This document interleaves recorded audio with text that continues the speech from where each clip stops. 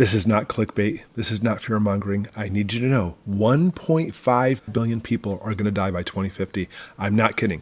It's true. Now, if you think of it this way, on average, 60 million people die each year. Times 25 years, that's 1.5 billion. Okay, don't shut it off.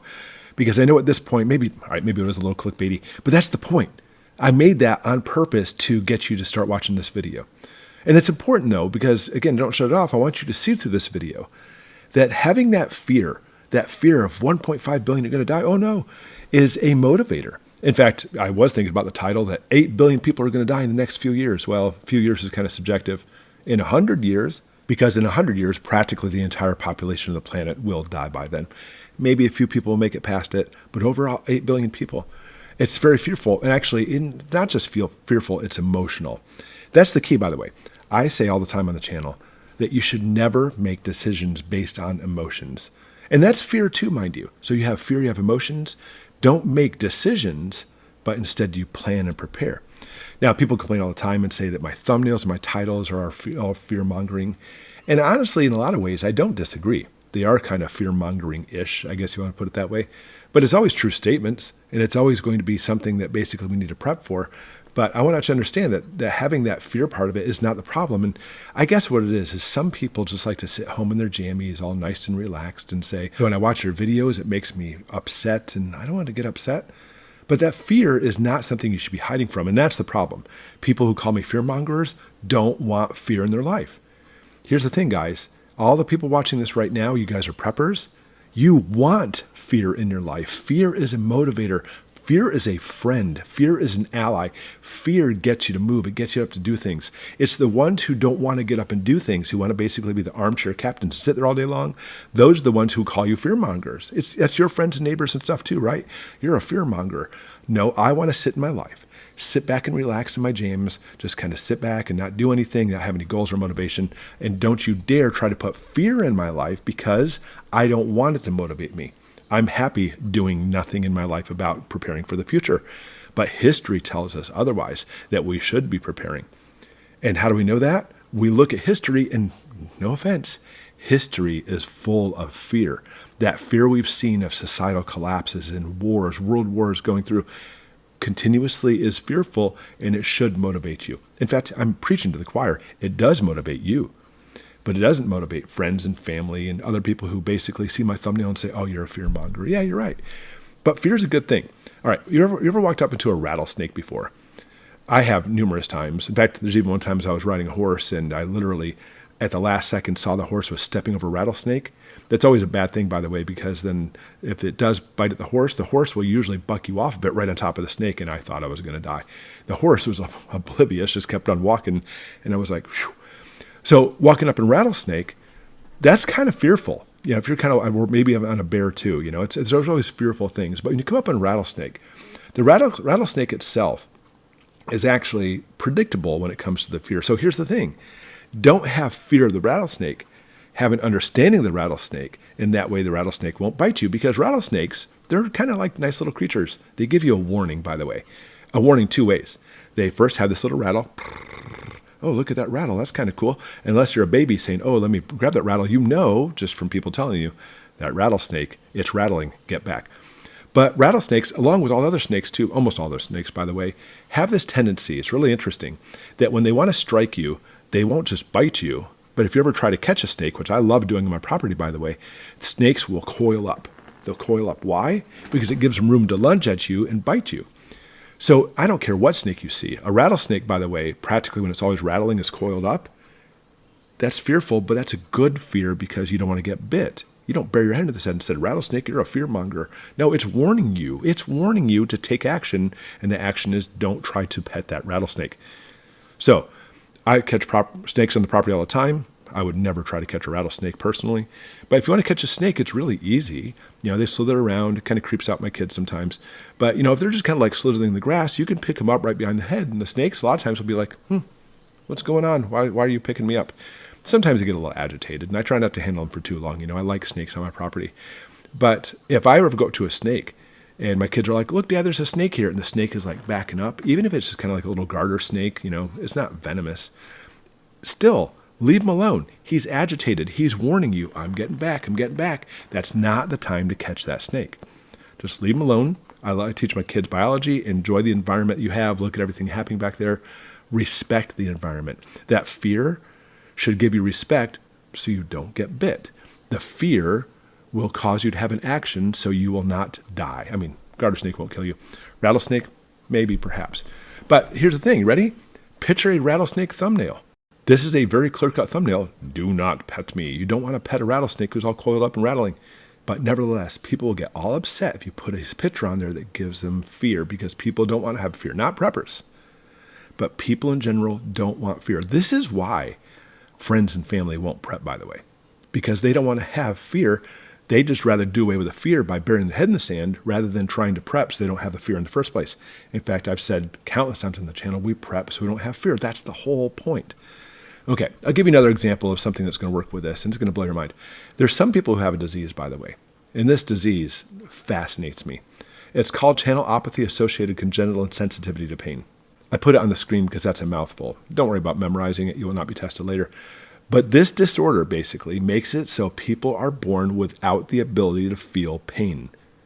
I mean, you're probably thinking that. If this is the first time you've ever heard that, you're probably like, that would be awesome. That would be so cool. Not have to worry about pain at all, especially as you get older. Oh, the pain is just aggravating with arthritis, etc.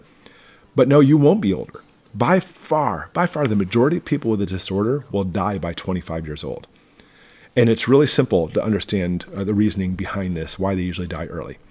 You and me, we do something like, for example, when we're 5 years old, our parents have a candle, and you're like, oh, that's pretty. And you put your finger in there, you're like, I burned my finger. And that pain tells you, don't touch fire. It's a very real thing. Maybe when you're like 3, you jumped off a slide. That wasn't too bad. When you're 5 years old, you jumped out of a tree house. That hurt a little bit. When you're 7 years old, you jumped off the roof of your house or something, hurt your leg. That really hurts. That pain tells you and guides you and lets you know you shouldn't be jumping off of high things. And now apply that to all those things that have caused you pain in your life. People with this disorder don't have the pain, so instead of jumping off a roof, they'll jump from a 2-story building or a 3-story building. Instead of burning their finger, they'll walk through fire. They do all these crazy things because they don't have the pain as the motivator to warn them to not do these things. In the same way that we tell you that fear is an ally, pain is an ally too. I know, don't lynch me. Pain is awful, and I have pain quite often too, especially for martial arts. Right now I'm very much in pain. But the pain is there to tell you. I mean, if, like, for example, at the district champion that I went to, I got kicked in my calf. I am still hurting. It's swollen. It's inflamed. Even just yesterday, I was teaching Naomi some moves. We're working on stuff, and she kicked me in the leg. I thought I was going to die. It really hurt bad. But the pain's there to tell you, don't do this, silly person. Don't do this because it's going to cause even more damage or possibly even kill you. That's fear. Fear is an ally, a friend. You shouldn't shy away from it. You should basically say, oh, there's something fearful coming.